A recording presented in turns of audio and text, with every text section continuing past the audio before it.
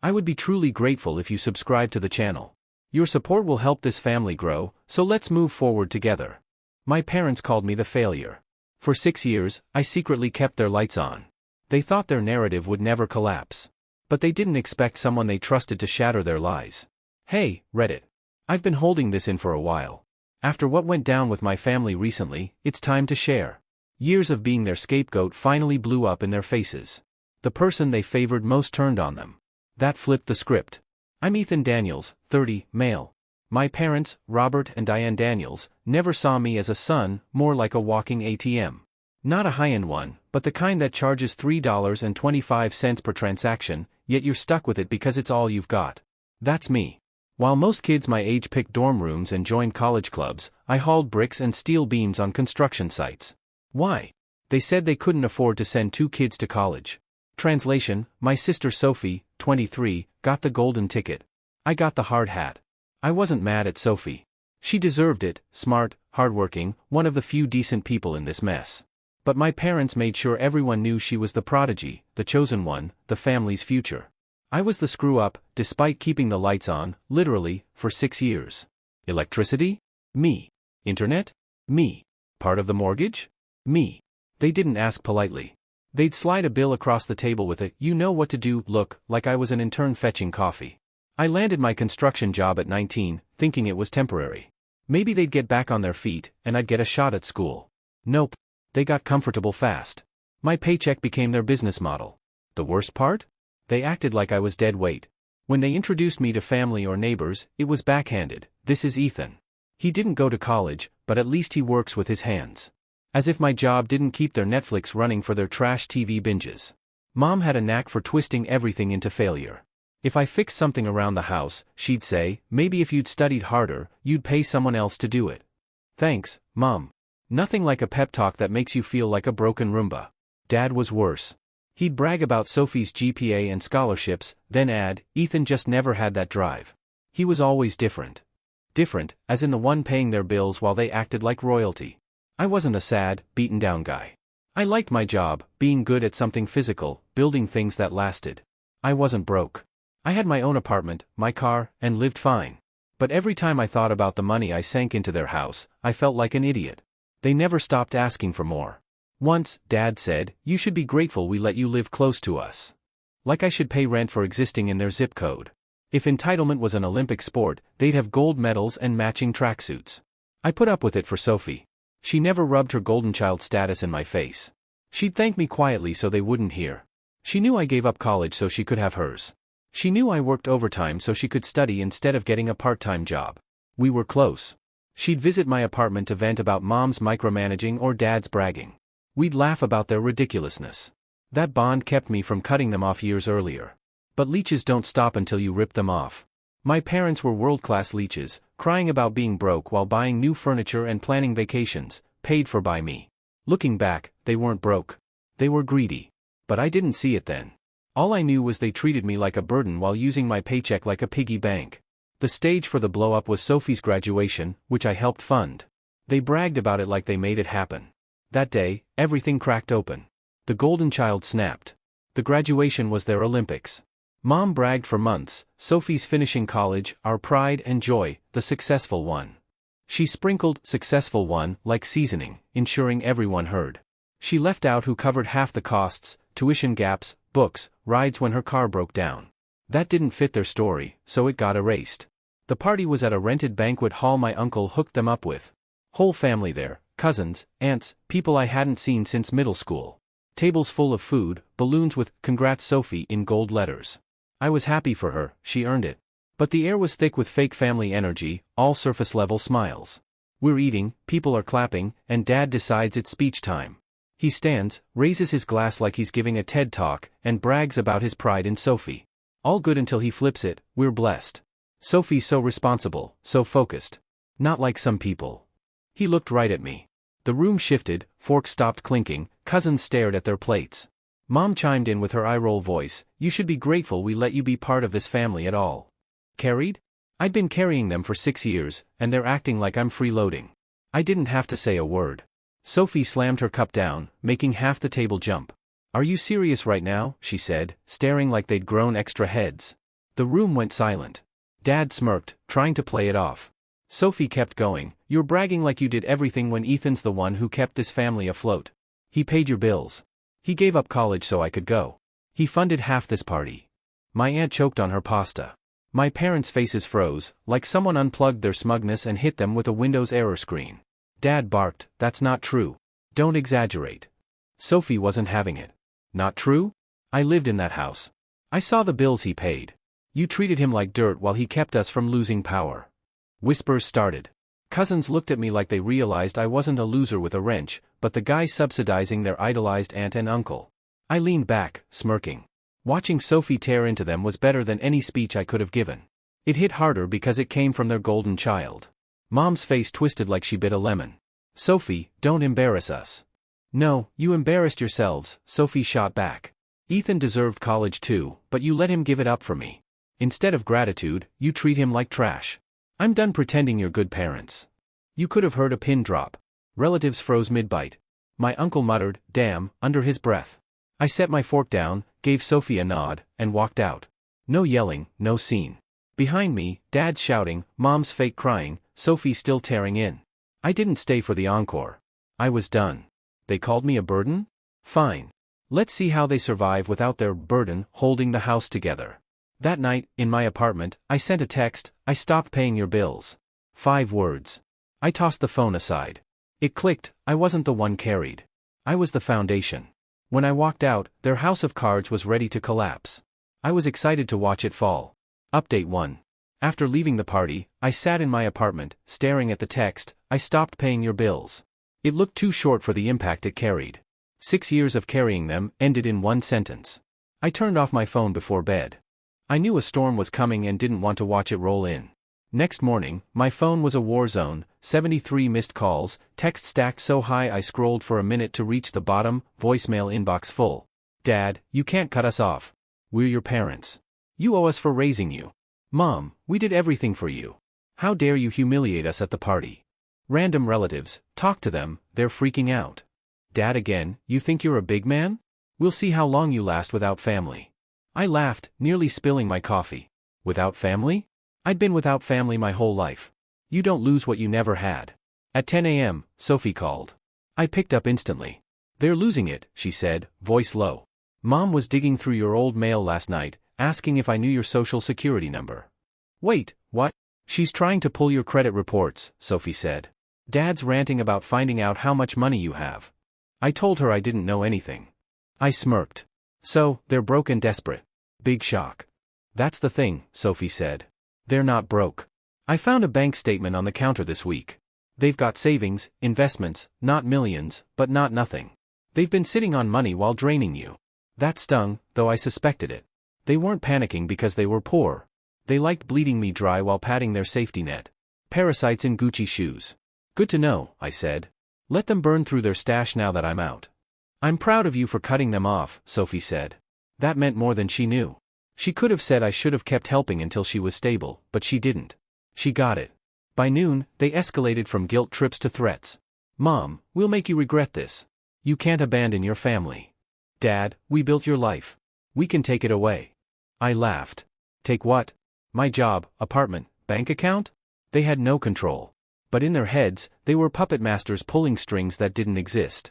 Sophie texted again, "Careful. Dad's talking about getting some guy to scare you straight. He called Ray Miller last night." Ray wasn't a real uncle, just Dad's shady friend, the kind who hung around pawn shops at odd hours. If Dad was calling him, they were moving from yelling to action.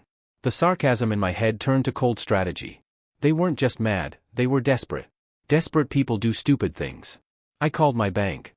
The rep said someone tried accessing my account yesterday but failed the security questions. The system flagged a fraud alert. Of course, my parents trying to impersonate me, thinking they could drain me to make me crawl back. I changed everything, new security questions, passwords, fraud alerts locked down. Sitting on my couch, phone buzzing nonstop, I realized the power was mine. They could scream, cry, threaten, dig through papers, but they couldn't touch me unless I let them. I wasn't letting them. That night, Sophie called. "They're furious you lost them," she said. "Mom's talking about revenge. Dad's pacing like he's ready to explode." "Revenge?" I asked, amused. "What's the plan? Yell louder?" I don't know, Sophie said. They keep saying you'll have no choice but to come back. I laughed. But she was right, they weren't stopping. Cutting them off wasn't the end. It was the start of something bigger. If they wanted to play dirty, I could play dirtier. Update 2.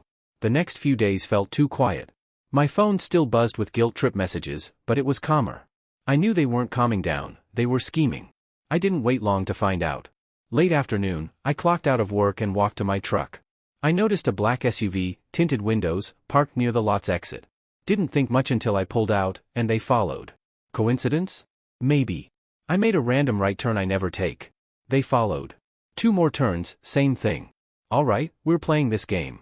I drove casually, hands loose, music low, pretending I didn't notice. My eyes kept flicking to the rear view. The SUV stayed locked on. Instead of heading home, I took a detour through back roads, then a busier part of town. The SUV kept the same distance.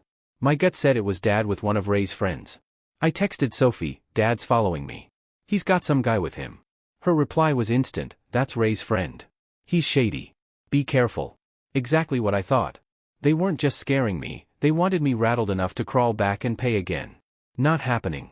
I pulled into a gas station, parked at a pump, and got out like I was filling up. The SUV rolled in, parking at the lot's edge. I glanced sideways, pretending not to notice. The tint wasn't dark enough. When the sun hit, I saw Dad's scowling face, red as ever. I laughed.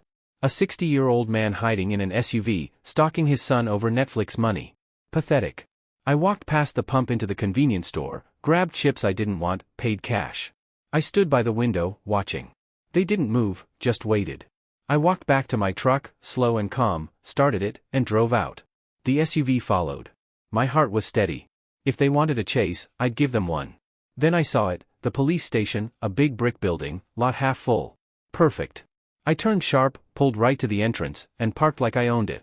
I set my phone on the dash, filming the SUV idling at the curb. The tint couldn't hide Dad's frustrated face. After a pause, the SUV rolled forward and left. I grinned, leaning back. That's what I thought.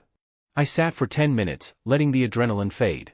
They weren't just angry, they were desperate enough to stalk me with muscle. That told me 2 things, I'd hit them where it hurt, and this wasn't over. Update 3. The SUV stunt failed, the calls weren't breaking me, so they moved to slander. My cousin Tyler texted, "Did you steal from your parents? They're saying you drained their savings." I laughed at my kitchen table. Stole? If I stole, I was the dumbest thief, taking money from my paycheck to pay their bills. Sophie called, "They're telling the family you abandoned them, left them with nothing. Dad told Aunt Lisa you stole mortgage money." "Funny," I said, "since I paid the mortgage." "I know," Sophie sighed. "They're spinning it hard. Mom's playing victim, crying you're leaving them to starve." "Starve?" I scoffed. "Did they forget the savings you saw?" "Exactly," Sophie said. "They're sitting on money but don't want to touch it. They'd rather drain you." "Let them run their mouths," I said. "Every lie's more rope to hang themselves." 2 days later, Sophie updated me, they were at a strip mall lawyer's office. I overheard them. "They want to file something against you." "File what?" I asked. "Not paying their Netflix isn't a crime. They're saying you owe them for supporting you all these years," Sophie said. "Mom's calling it back pay. Dad's pushing breach of family responsibility." I laughed. Breach of family responsibility? Sounds like a bad Facebook group. Sophie's lawyer friend smirked when told, "There's no such cause of action. Parents can't sue adult kids for not paying bills. It'd get thrown out in 5 seconds." "Clowns," I said. "Thanks for the heads up."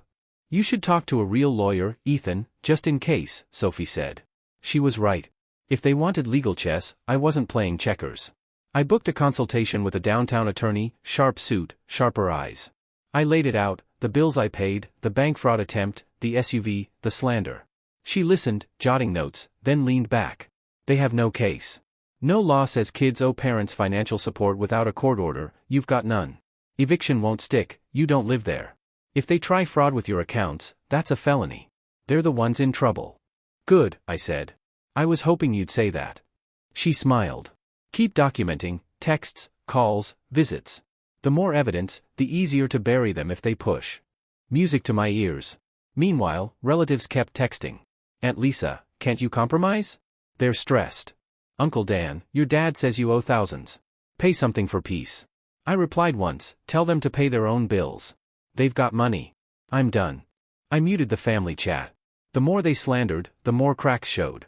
Cousins texted quietly, if you were a burden, why'd they keep asking for money? Exactly. The best part was Sophie. Their golden child was sick of them. She called late one night, I see it now. They've been using you. They wanted me as the good one, you as the scapegoat. It was always fake. They don't love me, they love control. That's how it works, I said. Golden child, scapegoat, two sides of the same con. I'm done, she said firmly. I told them I won't lie for them. I said you paid for my graduation, that they owe you. Mom cried, Dad screamed, but she didn't back down. That was the nail in their coffin. Their perfect child turned against them. It wasn't just me anymore, their narrative was collapsing. Update 4. I treated it like a project. Every night, I organized my case file, 6 years of bank statements showing payments to City Electric, Clearwave Internet, Wellspring Mortgage, all from my account. Printed texts, screenshots of threats, the SUV video near the police station. I added a leverage section, their savings, fake poor routine, Sophie's intel. If this went public, their family reputation would be toast. They didn't care about money, they cared about control and appearances. Take that away, and they'd unravel. A week later, Sophie warned, they're planning to show up at your place, an intervention. Dad said, if you won't come back willingly, he'll make you. I smiled. Perfect. They were walking into a trap. The next day, I prepped like it was a sting, phone charged, recording app ready, blinds half open for a clear view. No TV, just silence, waiting. 20 minutes after Sophie's warning, the black SUV pulled up across from my building. They weren't subtle. Dad stomped ahead, Mom trailed with fake tears, and Ray's friend, bald, late 40s, folded his arms like a wannabe bouncer. I hit record. The pounding started. Bang! Bang! Bang! Ethan, open this damn door. Dad roared. I stayed quiet, phone steady. You think you can walk away from your family? We made you. You owe us. Mom jumped in, voice wobbling like a bad soap opera. Please, honey, open the door. Let's talk. We love you. Don't do this to us. Love me? The woman who said I was lucky to live near them while I paid their mortgage? No thanks. Dad kicked the door, the frame rattled. I grinned. Property damage, on video. I called 911, calm, hi, this is Ethan. My parents and some guy are pounding on my door, threatening me. I've got video. Can you send an officer? Dispatcher said units were coming. I kept recording. Dad, come out and face us like a man. You're nothing without us. Mom, we gave you life, raised you, and this is how you repay us. The bald guy stayed silent, scanning the lot like he was intimidating me. He was just extra footage for my case. 10 minutes later, red and blue lights hit the street. 2 cruisers rolled up. Mom went full Oscar mode, clutching her chest like a victim. Dad raised his hands, pretending he was harassed. I stepped out, phone rolling. Officers, I said, pointing, that's my father, mother, and some guy they brought. They've been stalking me, threatening me, and he kicked my door. It's all recorded. Dad snapped, he's lying. He stole from us, abandoned us, owes us thousands. An officer held up a hand, sir, yelling doesn't help. We'll review the video. I handed over my phone. They watched Dad pounding, yelling, kicking, Mom's fake sobs. The cop's face said it all, he looked at them like they were the week's biggest idiots. Sir, ma'am, he said evenly, you need to leave. This isn't your residence. We've got video of threats and the kick. Try this again, and you'll be arrested for attempted forced entry and property damage. Mom's face collapsed. But we're his parents. That doesn't entitle you to his money or apartment, the cop said. Dad's fists clenched, face red. This is garbage. He owes us. The cop cut him off, what he owes you is nothing. Leave now. The bald guy muttered he wasn't involved, climbed into the SUV. Mom tried one last time, reaching toward me, honey, please, we just want what's fair. I smirked. Fair? Fair was me going to college instead of paying your bills for 6 years. Fair was you telling the truth instead of calling me a burden. You don't want fair, you want free. Her mouth opened, closed, no words. The cops escorted them to the SUV. I watched them drive off, Mom crying, Dad yelling inside. Their intimidation act shattered. Final update. Back in my apartment, I texted Sophie, it's done.